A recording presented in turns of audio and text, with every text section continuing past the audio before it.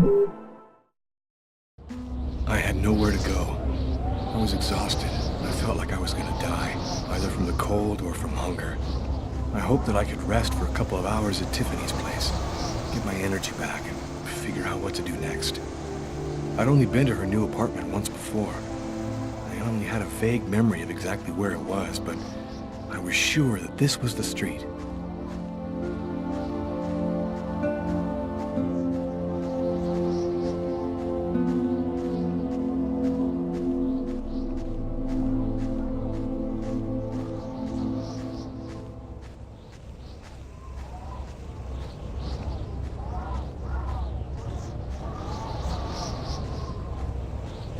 Another homeless person. I get the feeling they're everywhere, and they're watching me. I must be getting paranoid.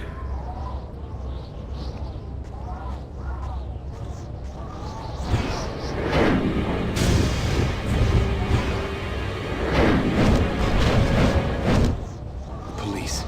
They're watching Tiffany's apartment, of course. They assumed that I'd show up here looking for a place to hide.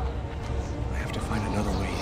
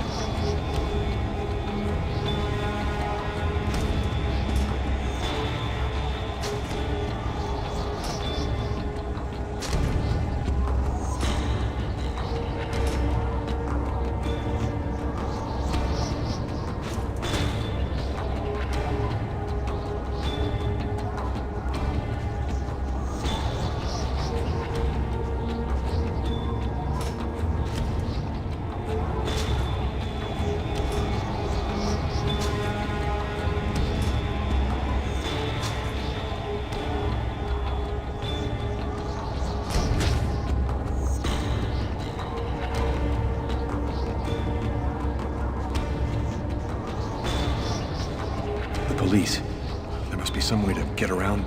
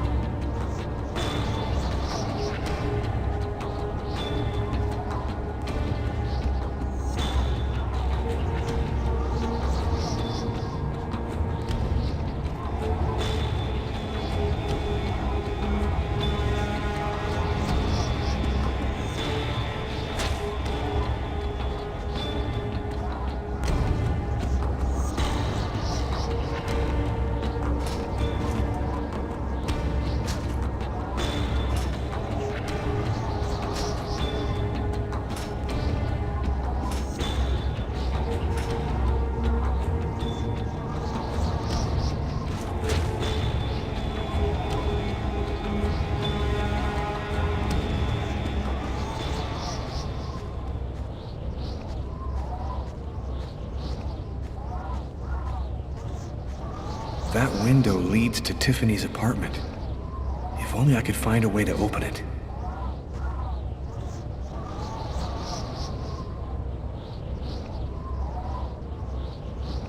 I think it budged a little.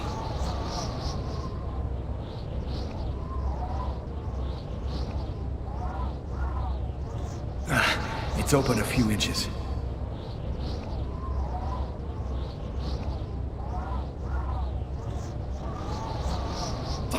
I almost had it.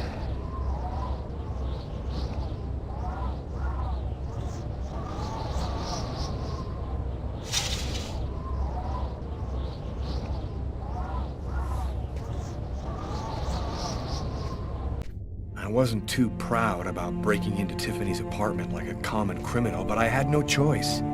I hadn't eaten in almost a day. I was starting to feel weak and tired.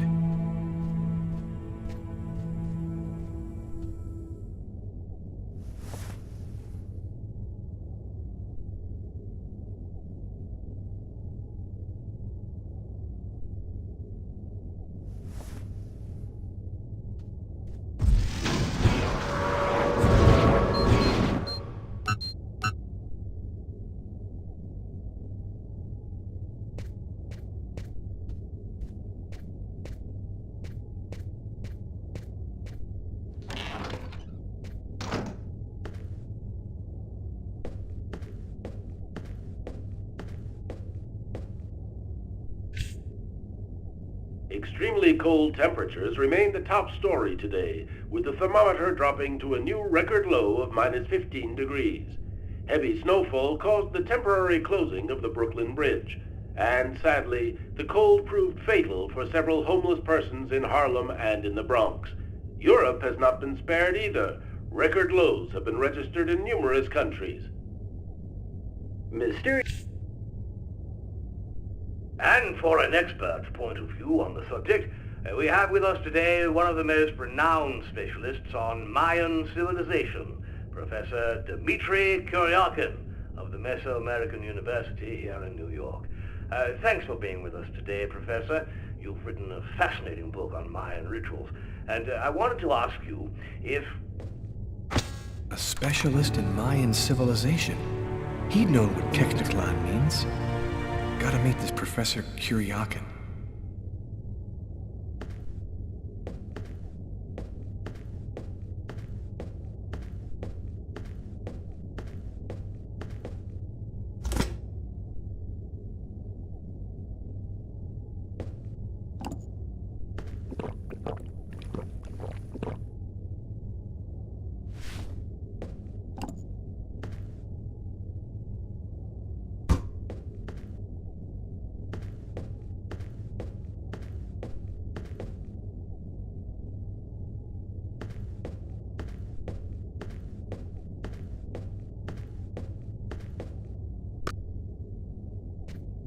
You have one new message today at 10:41. Hello, Miss Harper. I'm Detective Carla Valenti from the New York City Police Department. I'd like to ask you a few questions. I'll try calling you back a little later today.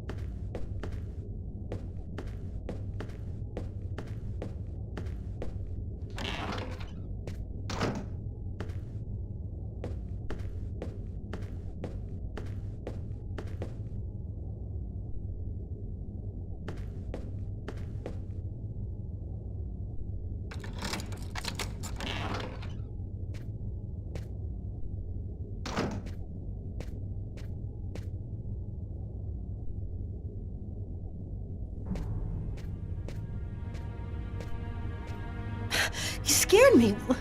What are you doing here? The police are looking for me. I needed a place to hide for a few hours. Lucas, what happened to you? The papers are saying that you killed several people. Is it true? The whole thing is very complicated. All I can tell you is that I am not a murderer.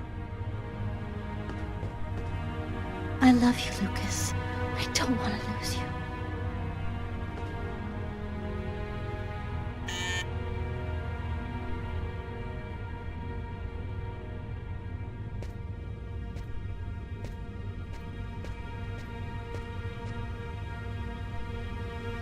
Lucas, it's the police. What are we gonna do?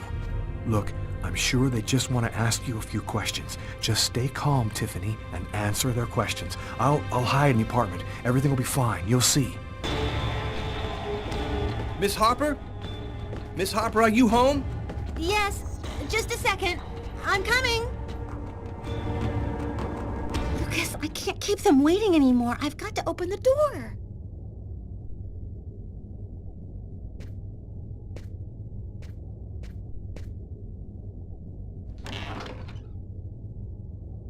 Miss Harper? Yes? I'm Detective Tyler Miles, NYPD.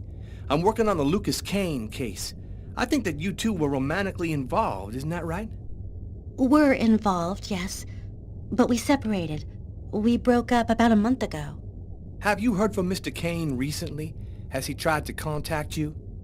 I went by his apartment day before yesterday to pick up the last of my things. We hardly spoke. I haven't heard from him since. Do you mind if I look around your apartment? Well, it's just that... Hey, I'll only be a minute. Go ahead.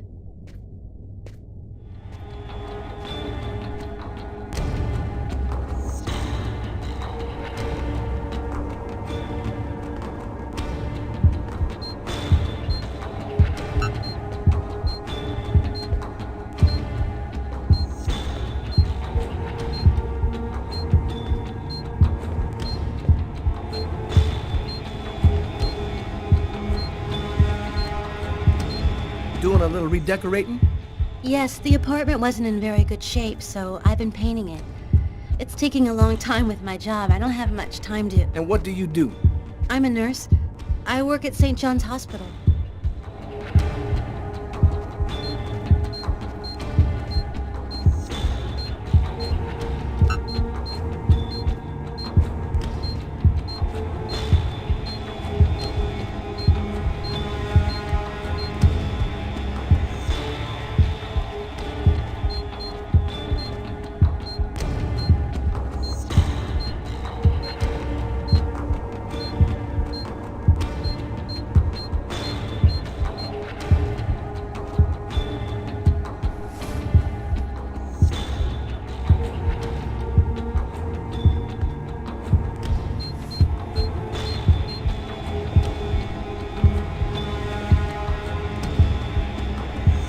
Thank you for your cooperation, miss. If Kane does try to recontact you, please call me right away. Here's my card.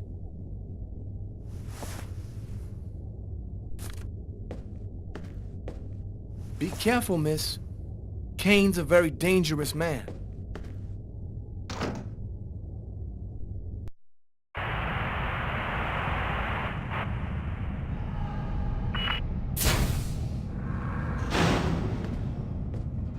Hello, my name is Barney. Detective Carla Valenti.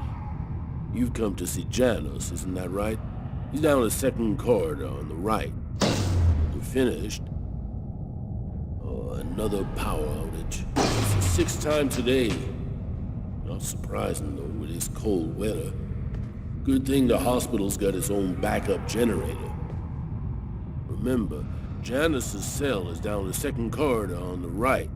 One of my colleagues is waiting to open the cell for you. I'll be watching you. Don't worry, you'll be fine. Thank you, Barney.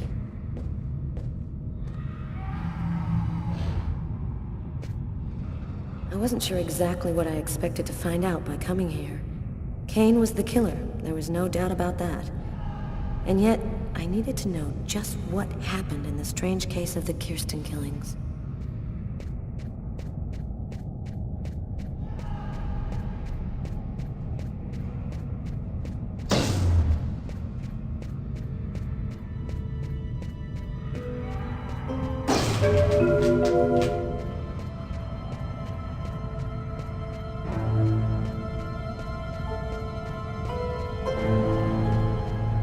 Hello, detectives. I'll wait for you here. Perfect, thanks.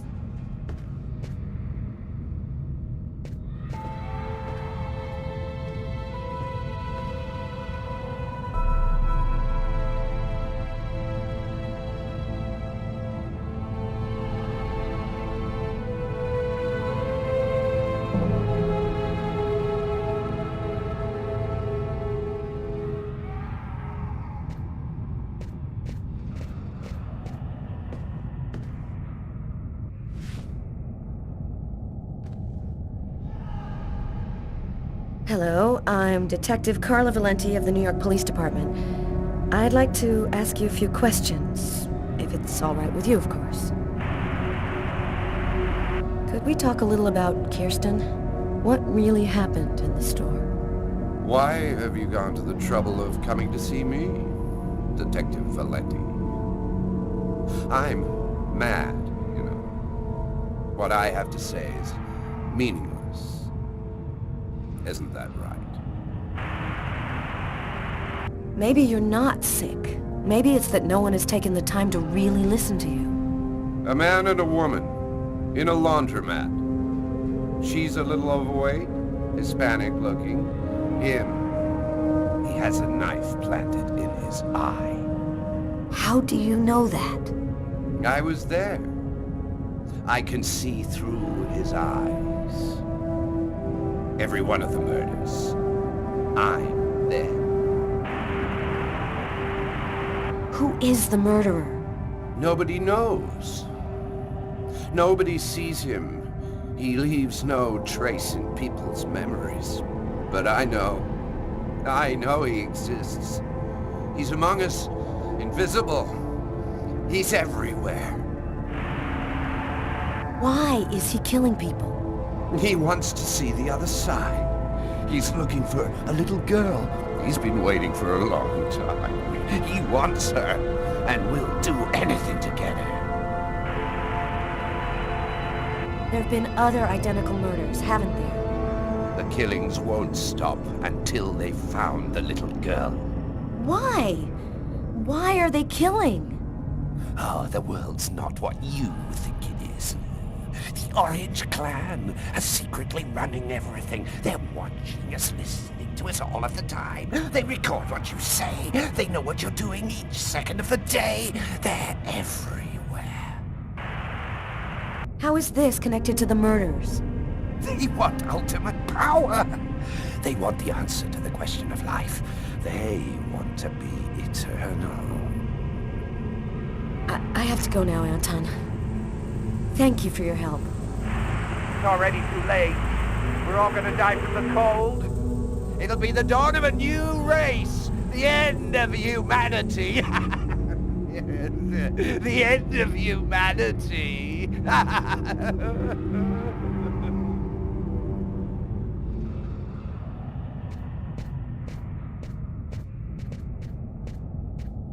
Everything go all right? I'll walk you to the... Damn it! This time it looks serious. It looks to me like our backup electrical generator hasn't kicked in. It'll come on. Sometimes it takes a minute. We'll wait here in the meantime. What was that noise? Oh shit. The cell doors.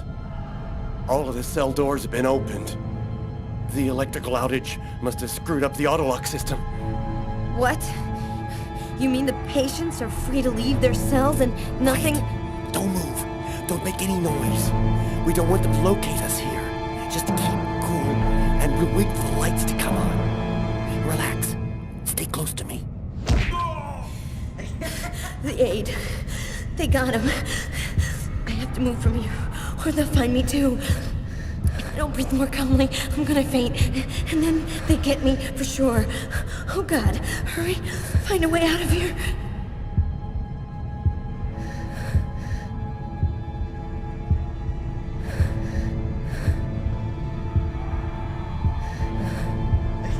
Oh no! I hear one coming. He's getting so close. Breathe, Carla. Don't move. Hold your breath. He's going away. I can keep moving.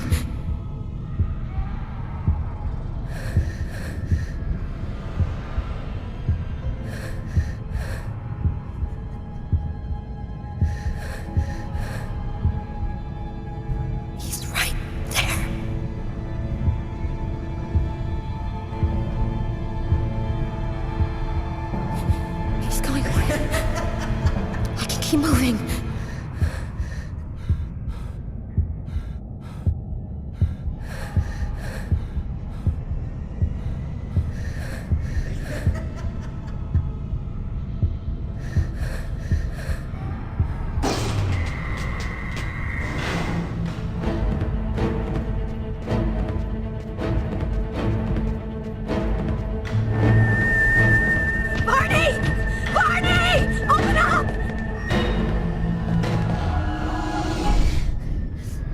Thank God you made it out.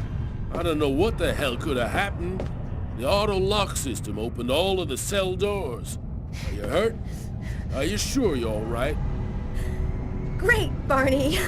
I feel great. I love playing hide-and-seek in the dark with a pack of psychopathic killers.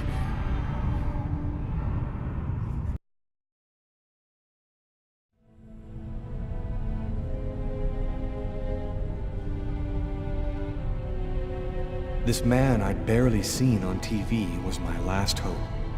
I didn't know what connection there could be between the Mayans and what had happened to me, but at that point, I was ready to accept any explanation that could make sense out of the nightmare that my life had become. Hello, I'm a journalist, and I have an appointment with Professor Kuryakin. The professor's waiting for you.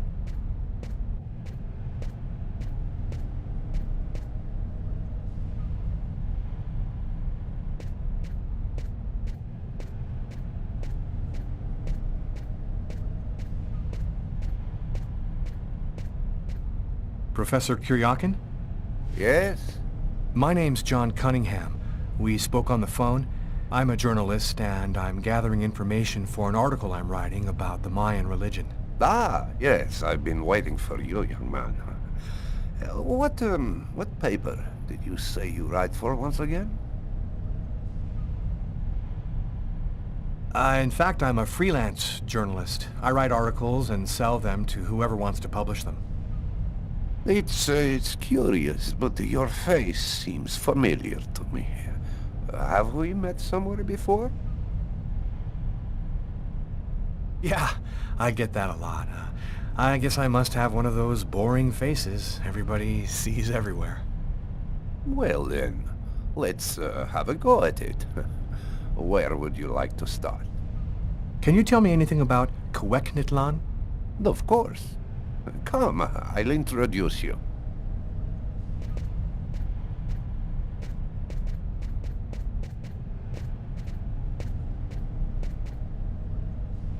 You see before you the ancient Mayan god Kweknitlan, the serpent with the two heads. One head sees in this reality, the second in the other world. By opening both mouths, the Mayan oracles could see through the serpent into the other world. Could you explain this other world? Oh, the world beyond our own, the kingdom of the gods and the dead. The Mayans believed that human sacrifices allowed them to hear the voices of the deceased and see into the future. What exactly do we know about these oracles? Oh, not very much. They were very mysterious. They served as mystic liaisons, allowing man to connect with supernatural forces. If we can believe the ancient texts, the oracles possessed strange powers. What kind of powers did the oracles possess? Some passages mention a supernatural life force, permitting the oracle to live for several hundred years. Tell me, how did the sacrificial ceremony work? Come, I'll show you.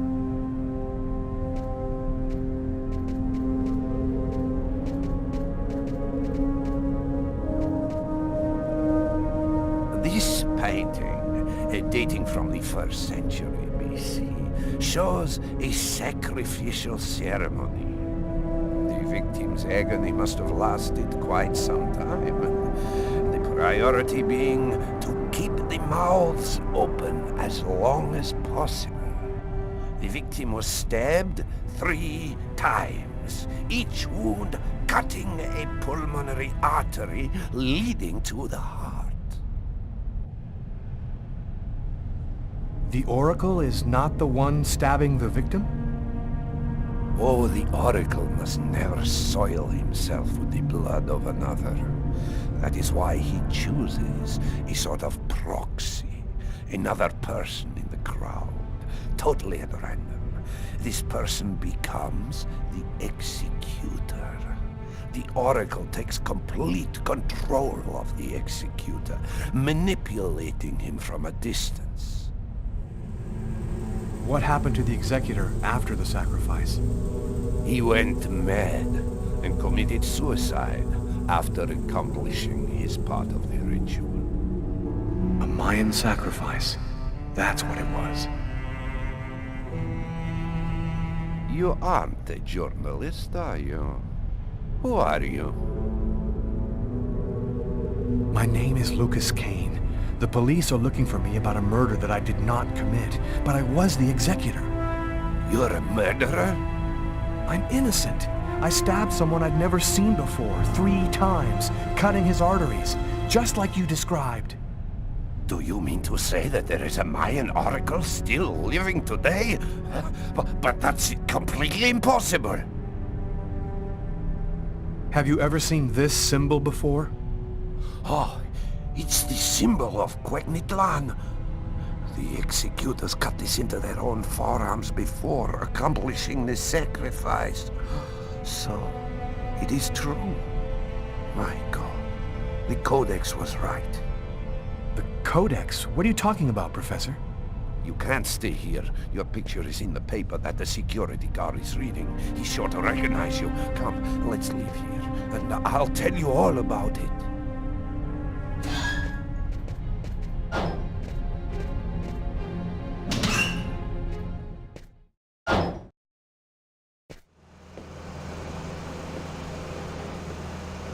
Thank you for your help, Professor.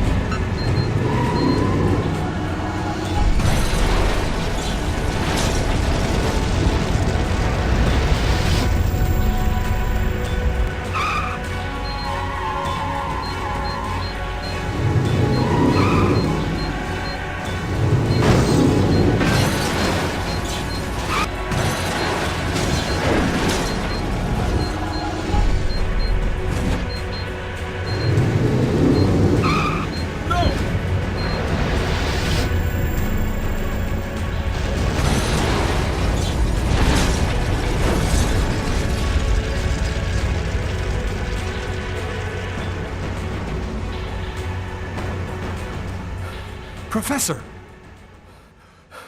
The Codex speaks of the coming of a child, a prophet, the answer to all of life's questions. The Oracle kills to find the child.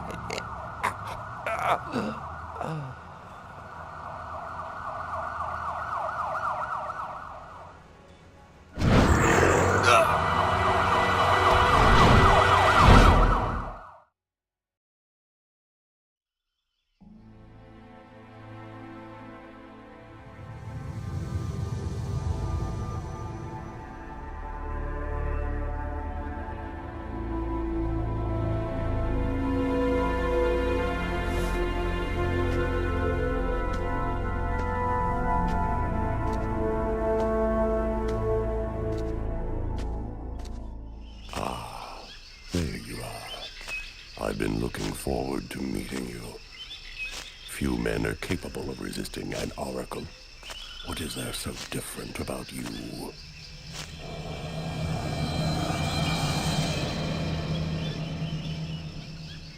chroma. You have the chroma. So that explains it. How did you ever acquire such a power? No matter. What matters is, the time has come for you to die. The chroma? What does that mean? The force that created the universe. The origin of everything.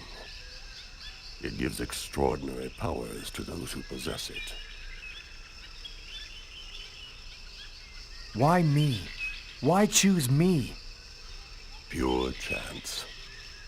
The executor is always taken from the crowd. It's a great honor for you to be chosen to serve Kuetniklan. Enough talk. Other matters await my attention. We will see each other again. In the other world. Gibin dinna quentaune.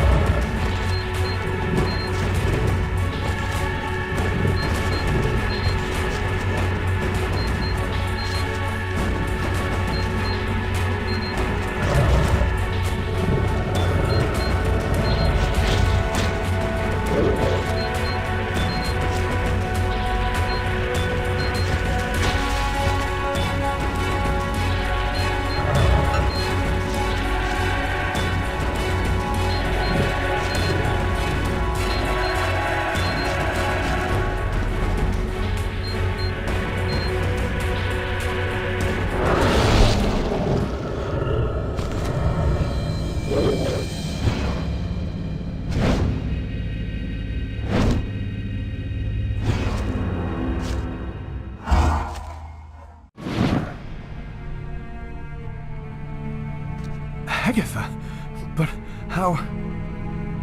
Listen closely, Lucas. Those who employ the Oracle are searching for a little girl, a perfectly pure soul that's never been incarnated. Her coming was foretold by the most ancient prophecy in human history. She's the one you see in your dreams. You must find her before the Oracle does and put her someplace safe. Hurry, there isn't much time and they are already back on your trail.